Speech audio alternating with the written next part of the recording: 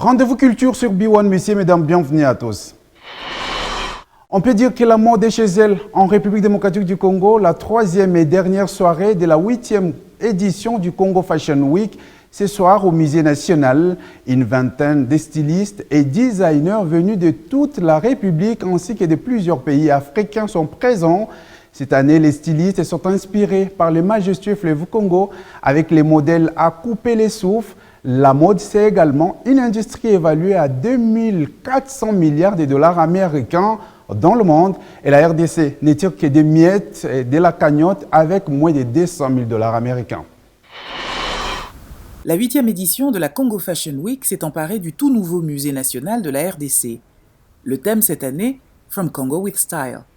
La capitale de la SAP veut désormais vivre de sa créativité et pas seulement inspirer les autres. Car comme le rappelle la créatrice de l'événement, Marie-France Idikaï, la mode est une industrie. Le secteur de la mode globalement est évalué à plus de 2400 milliards de dollars. L'Afrique elle-même, elle retient plus de 3 milliards de dollars. Et la RDC est évaluée à moins de 200 000 dollars. Je pense qu'il est temps qu'on puisse changer les choses, qu'on puisse réécrire cette histoire économique à travers Congo Fashion Week. La scénographie de cette édition convoque la nature, une évidence dans le pays qui compte la deuxième forêt la plus importante au monde et un fleuve parmi les plus longs et les plus profonds au monde.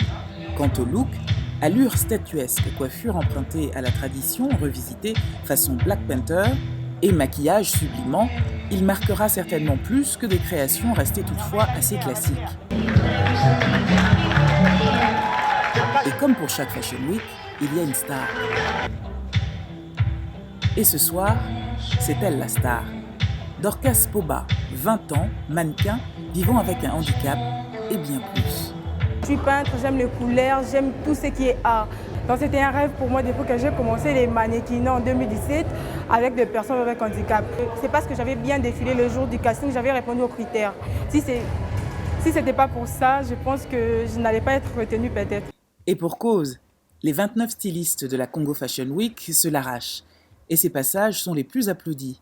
Une belle revanche pour la jeune femme, fière d'avoir dépassé ses complexes et prête à conquérir le monde. J'aimerais que les gens soient déterminés, et comme moi, parce que moi je suis déterminée à réussir, à devenir une grande mannequin. Le styliste Zoé Mukendi vit et travaille à Lubumbashi. Ah oui, la fatigue, c'est pas la fatigue qui va, vous voyez, après un peu de jours de travail.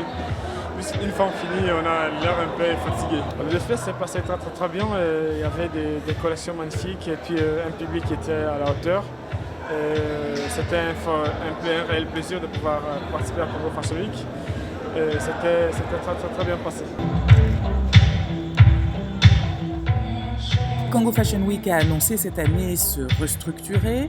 Un Congo Fashion Council chapeautera désormais les activités de la Congo Fashion Week, ainsi que le Congo Fashion Institute, un nouvel organe.